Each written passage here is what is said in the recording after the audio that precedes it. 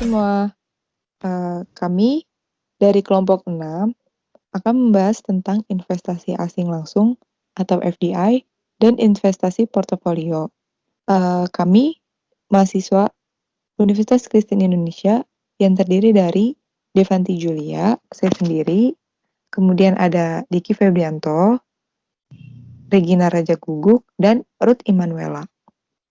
Di sini kami akan membahas poin-poin tentang yang pertama, pengertian investasi asing langsung atau FDI, yang kedua manfaat FDI, yang ketiga alasan kenapa FDI dilakukan, yang keempat bagaimana cara untuk melakukan FDI, yang kelima contoh FDI yang telah dilakukan di Indonesia, yang keenam pengertian investasi portofolio, yang ketujuh jenis-jenis investasi portofolio, yang kedelapan, faktor investasi portofolio. Yang kesembilan, ada bagaimana cara untuk melakukan investasi portofolio. Dan yang terakhir, ada contoh investasi portofolio yang ada di Indonesia. Di sini, pertama-tama saya akan membahas tentang pengertian FDI. Apa sih FDI itu? Investasi asing atau Foreign Direct Investment atau bisa dikenal dengan FDI merupakan sebuah investasi yang datang dari luar negeri atau bisa dikatakan sebagai penanaman modal asing. Hal ini biasanya dilakukan oleh seorang investor dari suatu negara yang kemudian menaruh minat untuk memberikan modalnya untuk mengembangkan sebuah bisnis di negara lain. FDI sendiri merupakan sebuah bentuk investasi asing yang ditanamkan secara langsung maupun bergerak di banyak bidang. Dalam arus investasi asing langsung ini, tak termasuk investasi dari portofolio global yang berbentuk saham melalui jual beli di bursa saham, obligasi maupun surat berharga lainnya. Di sini juga ada manfaat investasi asing atau FDI. Manfaatnya itu yang pertama, FDI adalah kunci dari integrasi ekonomi internasional karena investasi asing menciptakan hubungan yang stabil dan tahan lama antara dua lingkup perekonomian negara. Terus yang kedua itu penanaman modal yang biasa disebut investasi global langsung ini juga merupakan saluran penting untuk transfer teknologi antar negara.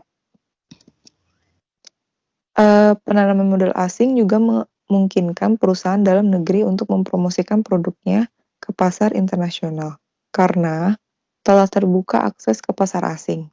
Perluasan perdagangan ini pun bisa menjadi alat untuk pembangunan ekonomi suatu negara, meliputi nilai masuk dan keluar saham, serta aliran modal dan pendapatan dari negara mitra maupun industri. Kemudian di sini ada alasan mengapa FDI sendiri dilakukan. Alasannya yang pertama, mempercepat pertumbuhan pasar, yang kedua, menekan biaya-biaya, yang ketiga, mengamankan pasar domestik, yang keempat, meningkatkan keuntungan dari penjualan, yang kelima, mengamankan pasar mancanegara. Lalu ada cara-cara untuk melakukan FDI itu sendiri. Pertama, FDI dapat dilakukan dengan cara membeli perusahaan yang sudah ada di suatu negara, atau dapat juga dengan menyediakan modal untuk membangun perusahaan baru di negara tersebut. Lalu yang kedua, FDI ini biasanya juga ditandai dengan adanya pembelian saham dari perusahaan di suatu negara. Pembelian tersebut minimal dilakukan sebesar 10%, baik oleh perusahaan maupun perorangan yang berasal dari negara lain. Apabila pembelian saham tak sampai 10%, maka IMF atau International Monetary Fund menyatakan jika kepemilikan saham tersebut hanya sebagai portofolio saham individu atau perusahaan saja. Kemudian akan dibacakan oleh teman saya, Ruth Immanuela.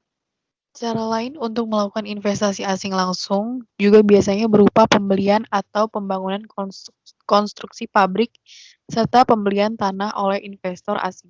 Next. Berikut beberapa cara yang bisa dilakukan dalam berinvestasi di luar negeri. Yang pertama itu joint venture. Joint venture ini merupakan sebuah kerjasama yang biasanya dilakukan oleh sebuah perusahaan lokal dan dengan perusahaan multinasional.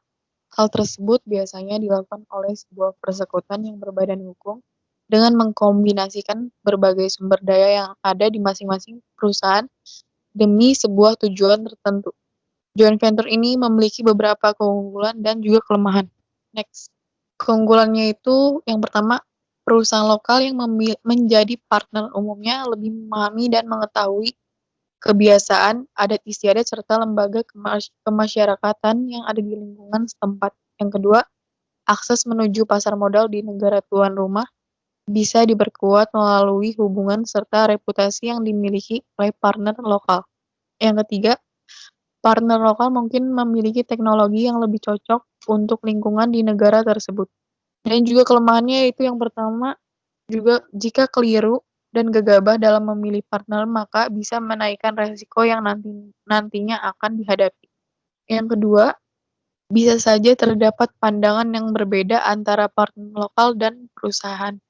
Yang ketiga, terdapat harga transfer maupun komponen produk yang dapat menimbulkan konflik kepentingan di antara kedua belah pihak. Next. Cara yang kedua yaitu akuisisi atau merger. Akuisisi terjadi ketika sebuah perusahaan mempunyai saham biasa di perusahaan lain, maupun sebuah perusahaan menanamkan modalnya dengan jangka panjang di perusahaan yang lain. Next. Keunggulan dari akuisisi atau merger, yang pertama itu proses operasi menjadi lebih cepat. Yang kedua, tak perlu lagi menyiapkan sebuah manajemen baru, sebab sudah ada manajemen dari perusahaan yang telah diakuisisi dan tinggal memantau kinerjanya. Yang ketiga, resiko bisnis menjadi lebih kecil. Selanjutnya akan dibacakan oleh Diki. Kekurangan. 1. Untuk melakukan investasi ini biasanya harus menyiapkan dana yang sangat besar. 2. Biasanya timbul reaksi politik di negara tuan rumah ketika terjadi proses akuisisi. 3. Keliru dalam menilai kinerja sebuah perusahaan yang hendak diakuisisi. Next. Contoh FDI di Indonesia. FDI yang dilakukan di negara-negara lain sangat populer dalam bidang pembelian atau konstruksi pabrik, pembelian tanah sebagai investasi, pembangunan baru yang telah banyak dilakukan dari perusahaan asing. Indonesia merupakan negara dengan potensi yang tinggi dalam foreign direct investment. Ini karena banyak sekali faktor-faktor yang menjadi suatu ketertarikan negara asing untuk menanamkan modalnya.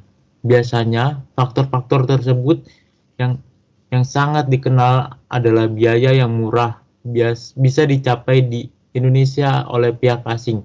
Sehingga di Indonesia, kita sering menemui pabrik-pabrik yang dimiliki oleh negara asing. Kepemilikan ini sebagai salah satu bentuk FDI. Next. Sumber FDI di Indonesia yang paling utama adalah dari negara Inggris, Jepang, Cina, Hong Kong, Singapura, Australia, dan Malaysia. Pada data statistik UNCTAD, jumlah total arus masuk FDI di Indonesia adalah 1.023 miliar US dollar pada tahun 2004. Contoh-contoh perusahaan yang melakukan penanaman modal langsung dari luar negeri adalah perusahaan Cargill, Exxon, BP, Heidelberg Cement, Newman, Rio Tinto, dan Freeport McMoran. Next. Investasi portofolio.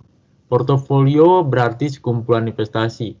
Portofolio juga diartikan sebagai kumpulan dari instrumen investasi yang dibentuk untuk memenuhi suatu sasaran umum investasi. Sasaran dari portofolio investasi tentunya sangat bergantung pada individu masing-masing investor. Portofolio investasi adalah sekumpulan investasi yang dimiliki oleh suatu institusi ataupun perorangan. Next. Jenis-jenis investasi portofolio.